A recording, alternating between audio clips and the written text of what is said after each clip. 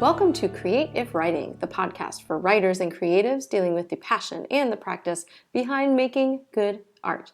I'm Kirsten, your host, and you can find more at createifwriting.com.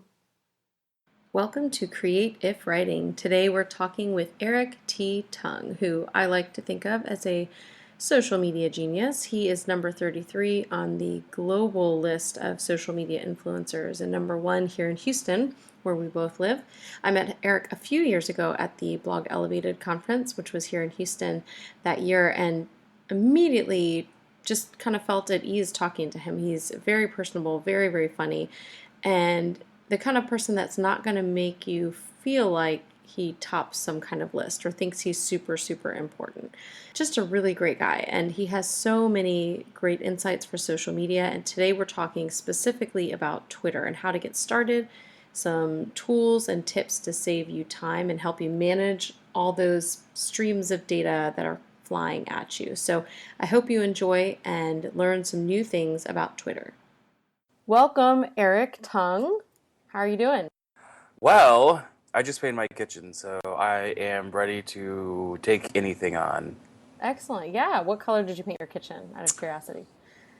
It used to be kind of this lemony yellow, and now it's a little bit of a kind of nautical dark blue kind of thing. Ooh, that's nice. I like that. That's kind of exciting. You did the whole room one night. Yeah, and the cabinets. Cool. So you can add that onto your resume of things, Renaissance man. Yeah, endorse me on LinkedIn for it or something. I will, actually. I should do that later on. Cabinet painting. Well, Eric, if you do not know, he's Eric T. Tung on all his media. And I wanted to ask, was there already another Eric Tung? Yes. Okay. It was like 1999 or something. I was starting my first website, and erictung.com was taken. He's a DJ somewhere, and I'm not sure if he still DJs or anything, but that's where it started as erictung.com, and then just went from there. You got it. Sweet. Would you recommend that? Like, I have a lot of writer friends who are trying to buy their domain name, which is something I would absolutely recommend. Yeah. But, would you recommend the middle initial or something? I know you're not in the writer world necessarily, but like some people will do, like KirstenOliphantWriter.com. You like the middle initial shorter? Yeah, it just depends on. I like the middle initial if the non-middle initial isn't available. Okay. Or I mean, like, obviously, if your name is Tom Jones or something, it's going to be really popular. You're never going to rank on Google for that. So that middle initial helps it out. Or a lot of people still use kind of a nickname. So Laura Fitton from HubSpot is Pistachio, and like Pam Moore from social media fame, I guess, is Marketing Nuts on Twitter. So some people are kind of building their persona, and a lot of people do that in the blogging world too. Who are you? That's very true. Yeah, I kind of feel like people. That's something I highly recommend, whether you're going to use that or not, like to own your domain name and own your name on Twitter. Now, I say that, and I'm at Kiki Mojo, which is my roller derby name, because I started Twitter not realizing what I was going to use it for, and then by the time I, was way into it, I was like, I don't want to have to rebuild. I mean, my real name is on there as well, so it's Kirsten Oliphant at Kiki Mojo, but starting over, I would tell myself, let's just use your name. Now, the lucky people are the people, I guess, that have like a Q or X. Like, I would really like to be like, middle name Q. I would absolutely use that. The social media guy at LinkedIn, one of them, his name is Coca Sexton. Like awesome name, number one. But number two, that's amazing. No one's ever going to have it taken, right? So no, that's great. That's great. So you're very, lucky if you're starting out and your parents gave you a very unique name. Then you're, set to go. So Eric, a little bit about you is there are all these crazy numbers. I don't know if you blush whenever people say these things, but you're number 33 globally as a social media influencer, or how did they put that on? I mean, I know right? Yeah, it's like social media talent is what they titled the blog post. So basically, it's like I don't hold a candle to Justin Bieber or Barack Obama. Who does really? But Big shoes to yeah, fill. exactly right. There are like 100 clout score or something stupid. But when it comes to social media, bloggers and consultants and social media managers and stuff like that, I was lucky enough to get mentioned on that list. So Yeah, that's pretty amazing. Did they send you like a t-shirt or coffee mug? Number 33. I will totally go make one. You Duh. absolutely should make one. That would be great. Because I mean, why not? If you're going to have that kind of award, you need to get I'm some totally going to go recognition. make one now, by the way. Number 33. And you're number one in Houston, I believe, on topping the Houston list. And you work here at BMC Software, which I just drove by today. I didn't wave because I didn't think you'd be at work, but I saw it and thought, hey, there you are sometimes. Got it. Well, very exciting. We just got the BMC sign put out front too. So Oh, if you super. happen to be driving by, make sure you do wave next time. Should we go take like a selfie like I was Yes. here? Okay. We actually had a little campaign right before they took down the old sign. We went through a rebranding last October, and they just took the old sign down like a month ago. So people were going out and doing BMC sign selfies. So Oh, that's really cool. you can look up the hashtag on Twitter. I will do that. So tonight we're going to be talking about Twitter, and as we get started, how all these awards and numbers that you have very deservedly. So how do you get to that level? And do you just eat, sleep, breathe social media all the time? I would say I started back in like 2011 or so. I went to my first social media conference. It was Social 2011, which was the Radian 6 user conference. It was supposed to be the first one, and it turned out it was the only one. Like a year later, Salesforce bought them. But it was really cool. I showed up. I got to see all these awesome speakers. And one of the things I took away from that was if you wanted to be a social media influencer, you have to really get involved in the community and find people to talk to and get engaged. But also, it helps if you have a lot of followers, right? I mean, Yeah. a lot of people are like, yeah, well, followers, whatever. But, you know, don't make it your top goal or your only goal. But if you are doing the right things, it's kind of a good check on yourself to make sure you're doing it right? So Yeah, for sure. I mean, I feel like people, for sure, like if you're going to go check somebody out, you glance at that, you look at it, and there's, it's not the be all end all, but it matters. And you have 144,532 as of this moment, which is kind cool. of insane. So that's great advice. So you got started. I mean, that doesn't seem like actually that long ago, 2011, to be. Yeah, 2011, I had 700 followers on Twitter. Wow. So it's only been a few years, 4 years, 5 years, whatever. But I've been really cranking it up, trying to. I mean, if you take a look at my avatar on there, I try and have some fun, and I'm kind of a little. Yeah, I guess I don't take myself too seriously, right? I think that's a good thing to do in social sometimes. Obviously, there's a bunch of people that are very buttoned up and professional, and that's just their style. Yeah. But I think you should let yourself have a little fun on social. So Well, I feel like, and I'm going to put links to all your stuff in the show notes, and I'm going to put this picture in there as well so people can see you. But you are kind of buttoned up. You have a, bow tie on, but you're also making a great goofy face, which I think should actually be on your t-shirt that says number 33. yes, maybe.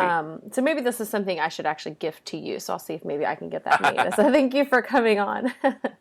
Well, believe it or not, that photo was actually at, we have a sales kickoff every year at BMC. So 2 years ago, we had a professional photographer on site taking photos for salespeople, 1,000 salespeople from all across the world for BMC, basically. And that one photo was my last picture. I was like, ah! and I was like, oh, I'm totally using that one. So I have like 6 or 7 very serious ones right before it. But No, that one's great. I really like that because I think it shows your personality. And I think that's something I would say as far as watching your social media. And not that I get crazy stalkery, but I like to see what people are doing. And I think that you have a healthy sense of professionalism, but also personality, in a great balance on Twitter. And some people I think would say kind of go less on the personality, and some people would say more. And would you say that that's kind of everybody should have their own personal style on Twitter? I mean, is there one size fits all, or what would be your recommendation for people as far as that goes, professional versus personality? It's whatever you want to get out of it, really. Something like 50% of people on Twitter have never tweeted. So they use Twitter solely for gathering information, right? Wow. So they might follow their mayor or their newspaper or a couple of news sources, some celebrities, maybe the company they work for, friends and family and stuff like that. So it really becomes kind of a custom news feed just for them based on everyone that they like, right? Other people are really professional and they get into the industry side. Maybe they blog or they attend conferences and, they have that part of it. Other people post, food pictures or cat pictures or recipes, and other people post jokes. So it's all up to whatever you want. I do say, though, especially being from the corporate side, a lot of times I get the question about should I have a professional and a personal Twitter? Like, should I do both? And I usually say no, because number one, you have to come up with twice as much content. Great point. And most of these people are tweeting like once a month anyway, so definitely not. Yeah, exactly. But number two, people want to get to know you. So, even if you're a professional contact, the reason they're connecting with you on Twitter is not so they can get white papers and webinars. The reason they're connecting with you on Twitter is because they want to see your little league kid picture or your, bass that you caught last weekend, or, hey, look, I'm at the 18th hole at the Masters or whatever. So people want to see balance, that. Yeah, between exactly. those things. Well, what would you say, because I think for people listening, we're going to have a variety of people, but I think for some people, it's going to be, Twitter is sort of like this new thing. Like I have some people who are going to be tuning in that are, just starting their accounts or have an account but don't use it. So are there any tips that you wish that you knew when you first started that you could kind of impart? Use lists, right? So you might be following like 500 people just because you can go in and there's a couple different places you can connect your like email account, your email account to the back end of Twitter, and then we'll search everyone in your contact list to see if they have a Twitter account, right? Yeah. You can also do that with your phone. If you have the app, it'll search your contacts on your phone. Oh, I didn't know that. Yeah. But before you know it, you could be following like 500 or 1,500 people, right? Yes. So you can use lists to really chunk that up and really just make it so you see who you want to see at any particular time. So it might be Houston area mom bloggers, or it might be religious bloggers, or homeschool people. I know that there's a big contingent there. Or for us, at BMC, maybe particular business lines, or your friends and family, or your friends from high school, or whatever. So you can use lists to really kind of organize all the people that you follow into different groups, so you can kind of be in a particular mindset, right? That's great. That seems like it would be much more manageable than having that giant feed, because that's the thing. I think a lot of people are coming from Twitter, not Twitter, they're coming to Twitter from Facebook. And so there's a very different vibe, I think, on Twitter. And many people, one, feel overwhelmed by the stream because it's so much faster.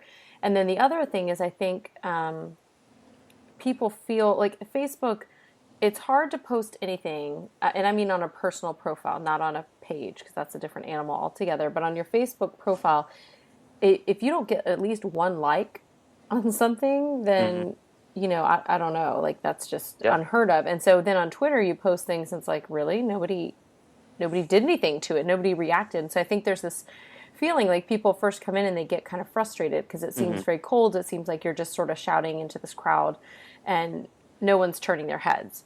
What do you think people, and I want to come back to lists in a second, but what do you think people can do as far as getting more authentic connections and engagement on Twitter?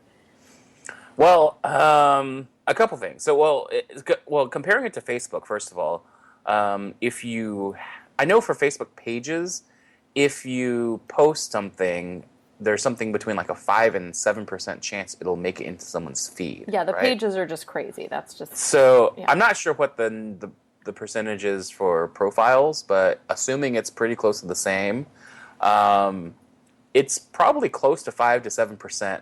I heard at one point it was about 10%, up to 10% of your followers are on at any given time, right? Yeah, So wow. if you have 1,000 followers, only 100 of them might actually be on Twitter at that moment to see your tweet go across the feed anyway.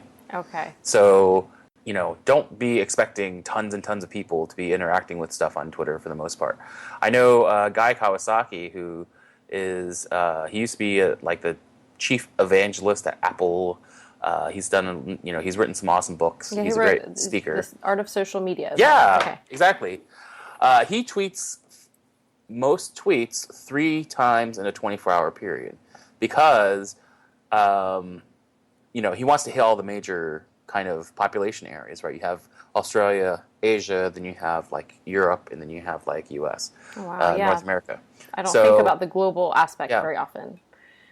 But, that also spreads it out so that even if you only have 10% of your people on at any given time, maybe 30, 40% of people are more likely to see that one particular post. So you can... Do you mean the exact same? I mean, can you actually post the exact same tweet on Twitter, or do you have to kind of tweak it a little bit? Someone actually just told me the other day you can tweet something like 2 or 3 times in a 24-hour period, but I don't think that's true. I think you do have to change a couple words. I thought it had to be at least a little bit tweaked. Like, I didn't think you could do, like, copy-paste the exact same. Yeah, I think you do need to change it up a little bit. But, whether it's, putting your link in a different spot in the tweet or changing a couple words,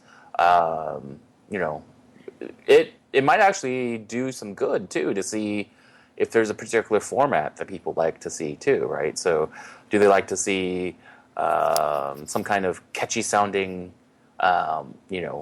like title to the blog, and then a couple hashtags, and then a link? Or do they want, some other order? Or do they want like a personal comment from you first, and then a link or something? So you can kind of play around with it and see how it goes. So I remember this is kind of funny when I first really started using Twitter, because I think I went back and looked. I joined in like 2009, which is crazy because I know I didn't use it. Yeah, I joined in 2008 because I couldn't figure out what it was in 2007. Yeah, I kind of was like, I'll just join this thing, and now I'm on there. And I'm sure my first tweet was like, I'm on Twitter now. Like I haven't gone back to see, but I'm pretty sure that's what I tweeted. But and then I didn't tweet again for a couple of years. But when I finally came back, I do remember I had started following. I didn't follow very many people. I didn't have a big following, but I started following a couple of bloggers I liked. And there's this one blogger in particular, and so I remember going on and clicking. She had this link, and I was like, "Oh, that sounds really interesting." And it was kind of a quote from a post, and so I clicked and I read the blog post. And then a little while later, I was on. So your first tweet was, "Just gave into the ever popular Twitter, sigh. These are even more annoying than the Facebook status." Well, that sounds about right. Now, how did you find that? Because do you scroll back or what? How do you find that? I couldn't figure out how to go back.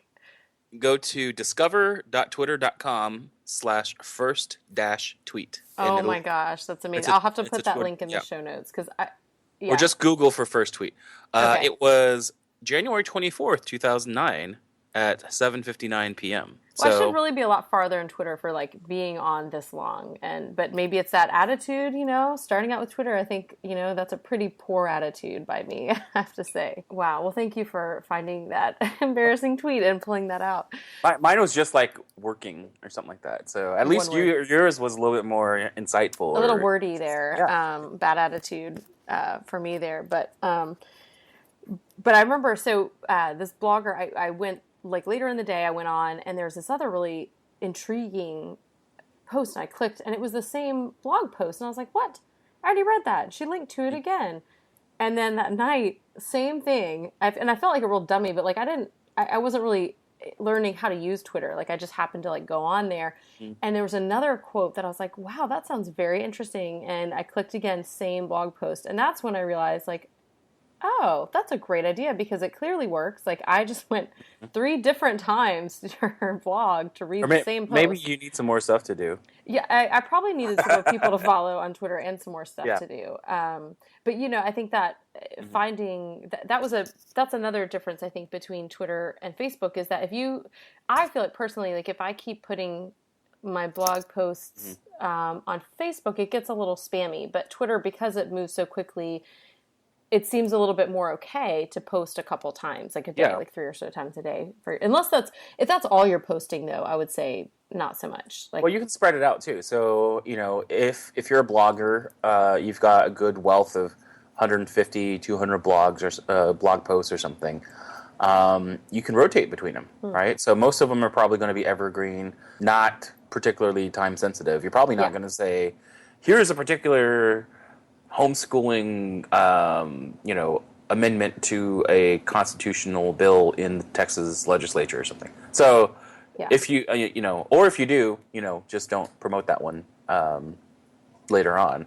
But like, I have a blog post that's like 10 ways that social media is like Star Wars, and awesome, I always post it on May the 4th, right? perfect. Star Yeah, Wars Day. yeah. May the 4th be with you. Do you get a So lot of engagement on that day from yeah, well, I'll go on and you can copy each of those 10 different pieces, right? Each of those 10 different into facts a tweet? into a tweet, Oh, and it kind great. of just writes itself. So and it's great for, I mean, obviously, a lot of bloggers have like Halloween or Thanksgiving or spring or Christmas like recipes or stories or back to school. I mean, there's always tons of stuff like that. So you can schedule them in to certain platforms like yearly. You can go into Buffer and say, I want you to schedule this for next November if you wanted to. So that's another. So listing is one thing you do, keeping Yep. people in lists, and then so you're just mentioning now scheduling. So Yep. scheduling, that's something you rely on pretty heavily. Is that correct? Yeah. So at BMC, I work with like 17 different executives on making sure that they're actually, I need to go back in there and probably add some stuff, but making sure that their Twitter handles are maintained, right? So they have stuff that they're talking about. If people ask them questions, we're on that. So I actually don't have very much time to dedicate to my own personal account. I go in and try and engage with people and respond to questions and that kind of thing. But I don't have too much time to go through and just read a bunch of blog posts and write up tweets for them. So I Yeah. do a lot of scheduling. I do some automated stuff, and it just makes it easier so I can actually spend that time, like actually answering people's questions instead of trying to write posts or something. Well, so do you use your lists then to schedule? Like, do you have lists like this is the list I go to for content for scheduling? Yeah, so you can totally do that. So I have one that's like inspirational quotes. So I have like 12 Twitter accounts I follow that all just tweet like inspirational quotes. So you can go in there and Buffer, you can actually download a Chrome extension that makes it so you can buffer directly from twitter.com. So Oh, great. you're on your inspirational quotes list. You can go through and see which ones you like, and then you can buffer them right into your own schedule without having to do like anything. So you can literally buffer in like 15 inspirational quotes that go out over the next 2 weeks or whatever. That's really cool. That's a great Yeah. feature. I think that kind of those sorts of tips make Twitter much more manageable. Oh yeah, totally. And so you use Buffer. I use Yeah. Hootsuite, which I think are usually the top two people use. Hmm.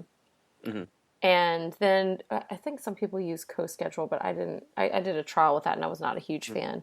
Or at least I think some of them you have to pay for. And like I do the free Hootsuite because I don't have the need for. I did a free month trial, and I didn't see enough.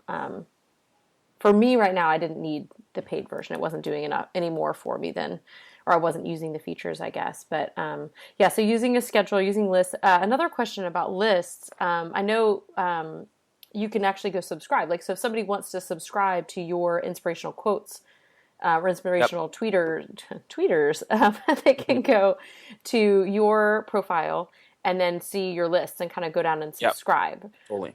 Now I had a question. So you can make lists when you create them on Twitter, or I've made mine all through Hootsuite, and you can do public or private. Now, I did not realize until recently that, because I made most of them private, because I just felt really weird to like group people together. And thankfully, I used pretty practical names, not like people I don't know and don't like, because I realized that even the private lists, the name shows up for, on your profile. So if you go Do they? Yeah, well, at least I could see them. You'll have to go and check on mine, but I went to I was checking out my I'm showing profile. you have 12 lists. Oh, maybe they're not all showing. That you're subscribed to. Oh, then maybe it doesn't show. Maybe it just shows it for me because it's me. Oh, wait. So I don't see any lists that you've created. Okay, they're secret then. Okay, I got really freaked out and was super, again, thankful that I didn't have terrible names. Like, I don't like these people, but I follow them because I could see them. Yeah. When I went and checked out my profile. As of like a year ago, you can also mute people. So you can follow them to say, hey, I support you, but then you can also mute them so you actually don't see any of their tweets. And they won't know. It won't be. Okay, that's kind of nice. Just send them a notification. No, I'm kidding. Okay, yeah, like you have been muted by... That'd be a great list, like people I've muted, make that public. Yes, exactly. Yeah, so you may want, as people are doing public or private lists, like I'm actually about to create I've been planning to create a public list of people that I think are really important to follow. But yeah, I had all these lists that I keep privately, but they were showing up, I guess, because it was me, but it looked like it was on my profile. And I was like, man, I'm sure glad I didn't make any weird. Yep. I do have a list, your mom, but I think I did that as a test and that's probably private too. A list of things your mom likes. So I'm real mature there, but yeah, again, that's probably hidden from you. So people can choose public or private lists just in case you want, you don't want to know, like people I want to impress, because I think sometimes people have certain influencers that they might want to, get their attention or interact with. Sometimes that comes back to companies I'm applying for jobs with or something. Yeah, yeah, you probably don't want people to see that. Yeah, you probably don't want someone to see that. But, I think these lists are great. Like I like subscribing to some people that I feel like are really good influencers that have some really good lists. And so I'll go subscribe to those. And I forget often that I should go look at the lists, but I have them. I'm subscribed to them. But that's another way I think you could go to content. Like I guess I'm subscribed to Blog Elevated is a blog conference that started out of Houston. It's going to be in Dallas this year, but I'm subscribed to their attendees. So I can go look at that list and, pull content if I want to schedule, which is kind of nice. So what would you say? So we've got lists and scheduling, which are some great manageable tools. What other tools or shortcuts do you have or would you recommend for people? Well, okay, so just good practices, I guess. If you're on Buffer and you have the Chrome extension, and the same thing works with Hootsuite.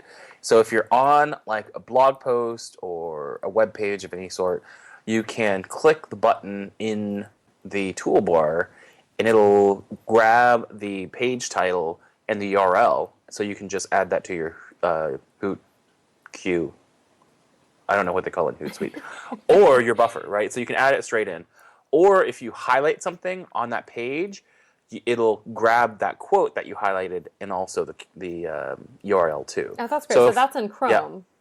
Yeah. So if you're reading your own blog post, if you're reading someone else's blog post, you can highlight like a half dozen different little passages, little sound bites or something, and then those all go right into your Buffer. Buffer also has it where you can randomize too. So you can take a half hour every 2 weeks. Go in, load up your Buffer with all these quotes from all these blog posts you've read, and then go in, randomize it so they all go out at different times. Buffer also makes it so you can click and drag a post from one account to another. So one thing you could do is, you might be tweeting 5 times a day, but you might only post to Facebook once a day or twice a day. You can go into Buffer and see how your tweets have performed that week. So you might say, my top, 5 tweets from the week, I want to then buffer those into my Facebook or into my LinkedIn queues as well, right? Oh, that's great. So Buffer works, it'll schedule or post things to Facebook or LinkedIn as well. Yeah, that's interesting. Okay.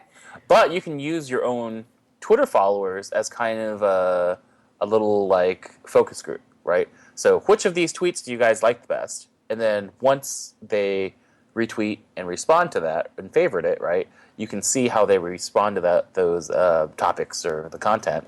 And then you can, buffer those into Facebook and LinkedIn to provide that same helpfulness or the same great content to someone else. Oh, that's great. I mean, that just makes, I feel like any kind of shortcuts that people can find to make social media, a faster process. I will say, when I first joined Twitter, clearly I was not thrilled to join Twitter. And I think when I joined, it was back when Facebook, if you remember, they would have your name, like for your status update, it was like Kirsten is.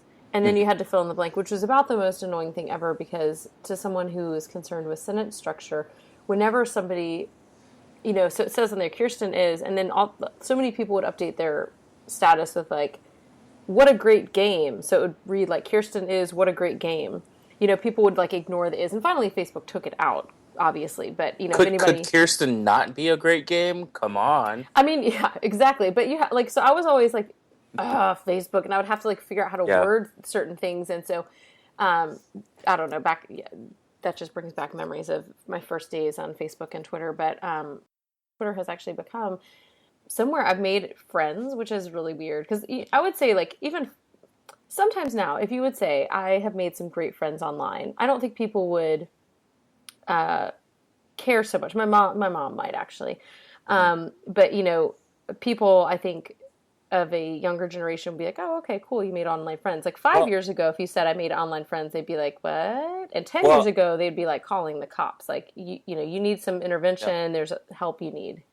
I remember my very first one of my first online friends. So this is back in like IRC days. Do you remember Internet Relay Chat, IRC? Nope, no clue, no.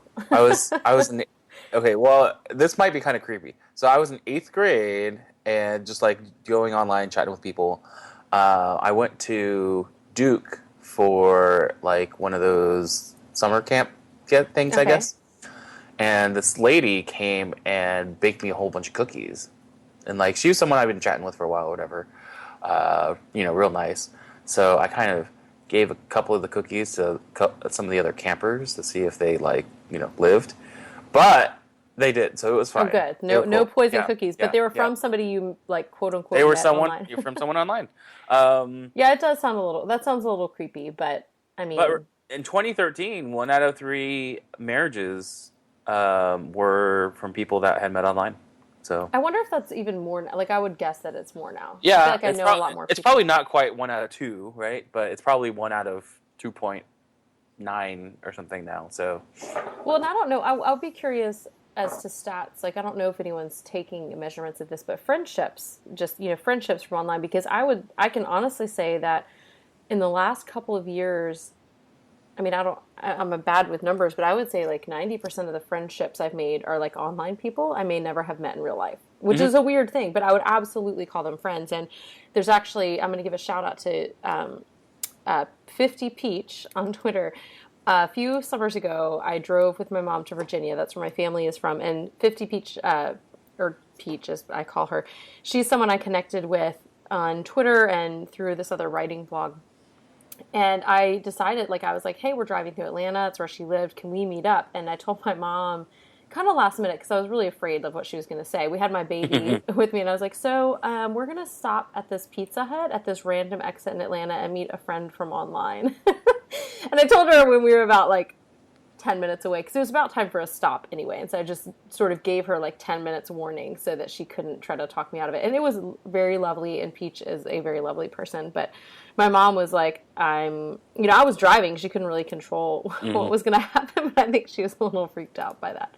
And it was great, and I've had some really good experiences. Now, I feel like almost now things are so transparent that in some ways, I mean, not that you don't have to be careful, because there's all these crazy Craigslist killers and other people being creepy online, but at the same time, there's almost so much transparency because you can find out so much information about people online that it's like, I could go and see, does this person really have kids? And unless they're going through some elaborate ruse, if they have a blog where they have their life up there, you can kind of see what's going on. So in some ways, I feel a little bit safer even now because you can kind of check up. Yeah, totally. So I want to talk briefly about sort of engagement and conversion, because I think that's something for writers particularly, but even bloggers who are posting links, like how to get people to actually click and engage. Because that's something, Sure. as much as I use Twitter, as much as I love Twitter, it's become, as I said, a place I've met friends and one of my favorite forms of social media. It's one of my lower referrals to my blog. And it doesn't do a lot for me in terms of conversion for people actually doing something. Now, it's done a lot in terms of interaction, but not so much in terms of conversion. And there's an article that I'll post in the show notes from Tim Grawl, who he talks about 3 social media myths. And basically, to kind of boil it down, his basic thing is that people are always saying, especially to authors and writers, that you need to grow your social media following and that those numbers will there's some mystery to figure out. And once you figure it out, those numbers are going to turn into book sales. And he just says that's all lies. And kind of his take on it is that social media is a great way to connect with people, and that you should leverage other people's followings, which I'm still kind of putting my mind around that one. But connecting with people who have bigger followings than you is easier than you trying to build your own following. But his point, and something he mentions I find really interesting, is that there's kind of like a 1% return on investment or ROI for people, who are selling books. Like if they have, 1 million followers on Twitter, they'll be like still a 1% conversion rate of those followers actually buying books. And I know this isn't necessarily your field, but like, do you have anything to speak to in terms of like what you feel like the conversion rate is, or what people can do to increase that kind of engagement? I would say it just kind of depends on how you want to use it. Are you promoting blog posts that loosely tied to your book, that maybe you've got some banner ads along the sides that say, hey, if you're interested in this topic, check out my book? Or are you just saying, go to Amazon, buy my book today, right? So I think it all kind of depends on how you go about trying to sell your book or engaging with people. But I think just having the followers and having a book helps you, secure like speaking spots, right? That's true. That's true. If you're applying to speak at a huge conference somewhere and you have 500 Twitter followers in a book, you may not get booked. But if you have, 50,000 Twitter followers in a book, then you might be able to work something out, right? So, should it be that way? I don't know, right? There's probably great thought leaders out there in lots of different industries that obviously don't have 50,000 followers, but are tops in their industry. But, I would say just from the perspective of, you can't really expect, if I get 50,000 Twitter followers, I should expect to sell 500 books to those Twitter followers, Yeah. It all just depends on how people engage with your stuff and share it. If you had some kind of a Dollar Shave Club type video promoting your book, then social would be huge for that, right? So Yeah, that stuff has been. I feel like I can't escape the Dollar Shave Club. yeah, I know, right? It's everywhere. It's all over, and I don't want it. I don't want It's the Dollar because their Shave Club. blades are effing great. Are they, man? I don't know. I don't know either. I'm still using. I got into couponing a couple years ago, and I am still like. Are you one of those people that goes to dumpsters for coupons? No, I don't actually, but I did. I would go around. Like our neighborhood would get the free paper. Like nobody. A few people bought papers, but like Sunday, everybody would get it. And like by Monday, if people still had them out, I would totally take them and go through their coupons. Yeah. I'm over that phase now because it takes too much time. But I still have razors and body wash that I think I will have until like, I don't know, check back with me in like 2025. I think we will still have body wash and razors. So, but in any case, would you recommend then, like you talk about video, what does increase engagement in your opinion? Like, is there a magic formula? Is it varying it up? Could it depend on who's tweeting, or what would you recommend for upping engagement? Well, it's got to be something that's interesting or entertaining or gives you kind of a feel-good vibe or all of the above, right? So if it's like this lady that won a new BMW on April Fool's Day because she responded to an April Fool's ad when everyone else thought they were just messing around. That's feel good. It's kind of Yeah. interesting. Yeah. It's kind of funny. So stuff like that gets shared. Dollar Shave Club stuff gets shared. The Old Spice guy, and it's all like entertaining, or every once in a while you'll see something educational that gets really viral. There was a couple years ago a Pinterest image that was how to make Starbucks holiday drinks at home, like Oh, recipes yeah. and stuff. Yeah. It was shared like 150,000 times or something stupid. So, like, it's got to be something interesting and useful and kind of ties back to what you're trying to get people to do. So, a lot of times, especially with company blogs, they get really salesy or very like product focused, and that's when you're going to lose credibility and not have anyone respond to your stuff. So I always love sending people to the HubSpot and the Salesforce.com blogs because take a look at their content. Occasionally they'll talk about a product feature or spotlight a customer and talk about their stuff, but 99% of the time it's just like how salespeople are awesome, or how to increase inbound leads with email or whatever. So it's like they just always provide this awesome content, and then they secure your email address by offering you more cool stuff, right? Yes, so it'll I'm actually say, subscribed to HubSpot, and I'm getting emails from them. But it's great content, right. and they give you free books every so often as well. So Yeah, and that's I think if bloggers are trying to create their own email list, I think that's really one of the better ways to go, is find out, if you have 10 or 15 blog posts that are somewhat related, that are interesting, that people might want to give you their email address for, and create an ebook around it, right? So it might be 10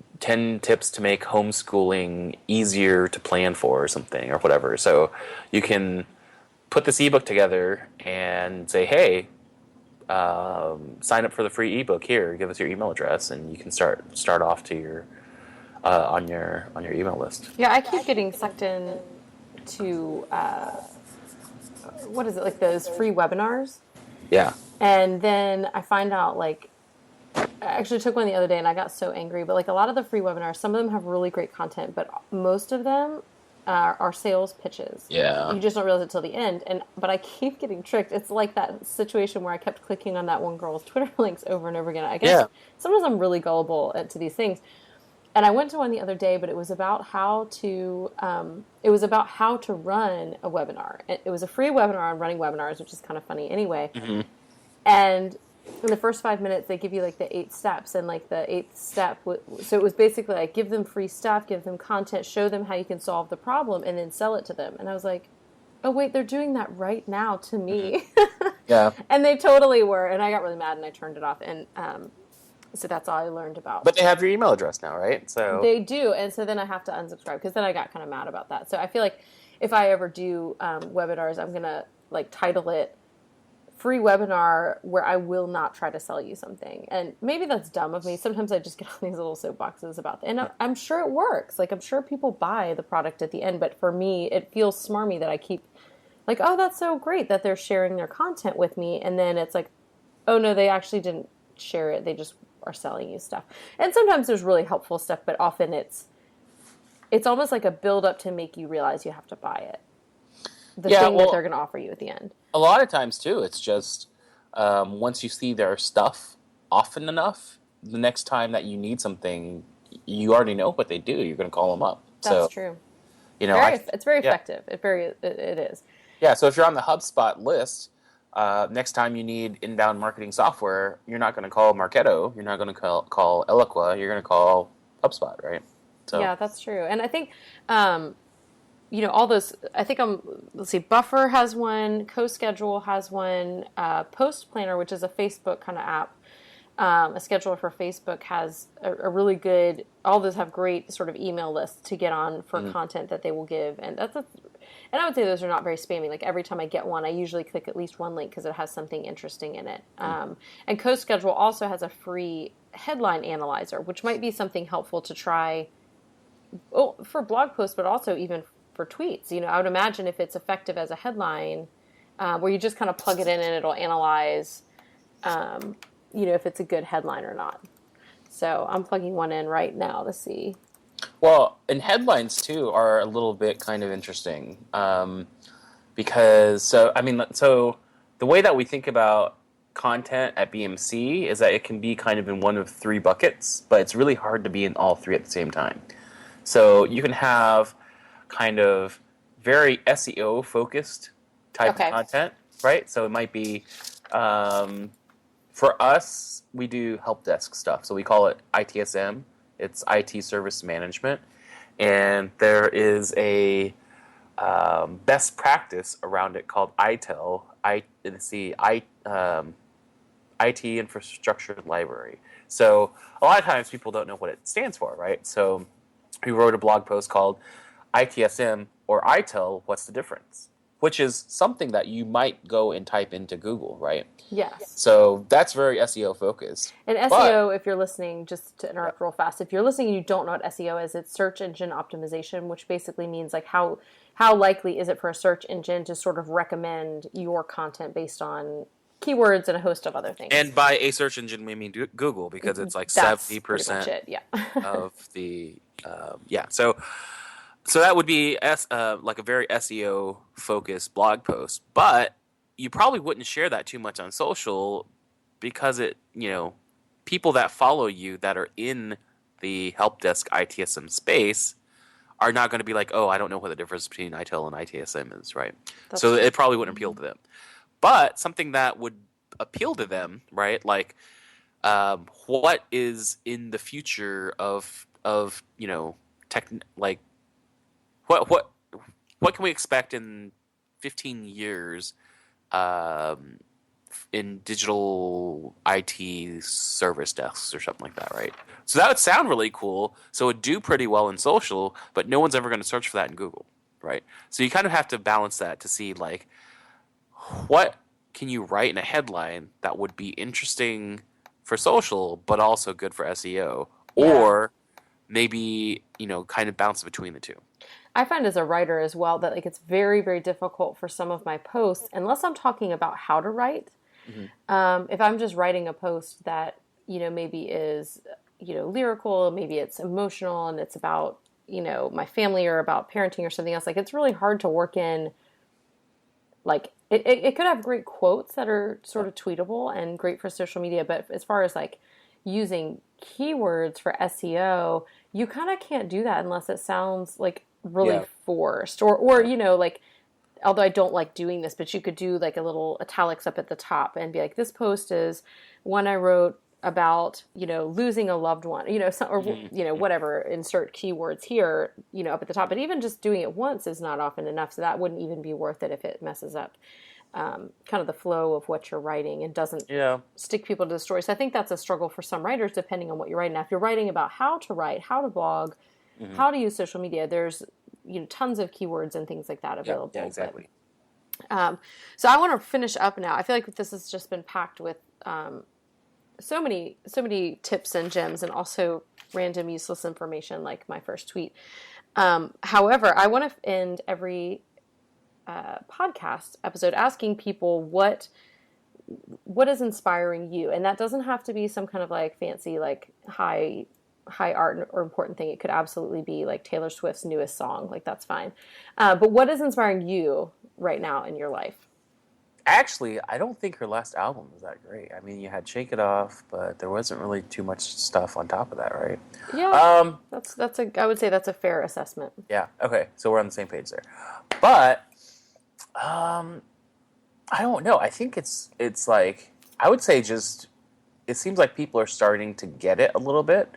Even a year ago or a couple years ago, it seemed like people weren't fully into social, or they weren't quite sure what it was for, or But, even like our president of mainframe is on Twitter now. You Hmm. know, I mean, think about like your average mainframe person. It's not like someone in their 30s, right?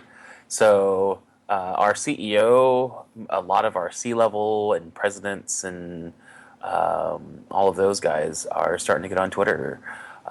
We're starting to, at BMC, we're starting to blog more regularly. We have someone that's kind of in charge of blog posts now. So they go out on a regular basis, and they have, you don't have 5 go out on one day and none the rest of the week, Oh yeah, yeah. which is important if you run a multi-author blog. And then, just people are interested in it now. So, a lot of our leadership, our VPs, are really getting into it. Our chief administrative officer, so she's in charge of like facilities and HR and recruiting. Um, she was hired back in like November, December timeframe. Her name's Monica Fallbush, and she was hired over from Salesforce. So the first thing that she tweeted was something like, like the first thing she tweeted at BMC was day one at the new gig, got to get a selfie with the boss, and she posted a selfie with our president in like the executive suite from BMC. So it was like, oh, that's awesome. So That's a great first post. Why couldn't I have that first post? yeah, exactly. So it really kind of showed people, I think, at BMC that yes, even from the executive level, you can loosen up a little bit, and it really kind of helps to draw that attention in. Now we get requests all the time now to do social training for different sales teams or whatever, and it just I think at least from a company standpoint, it's starting to become something that people really need to have as just a regular skill, right? So it's not going to be, I think in 5 or 10 years, definitely in 10 years, it's not going to be, hey, go talk to the social media guy. I think social is just going to be a part of everyone else's jobs, like email or typing was, right? So Yeah.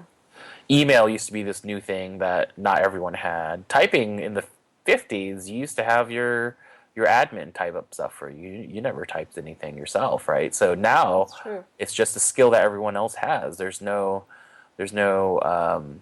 director of typing or like That would be kind of a great position to have. I want vice that on my business card right vice now. president of fax, right? So there's yeah, so I mean, in a few years, I don't think there's going to be a social media manager anymore. It's just going to be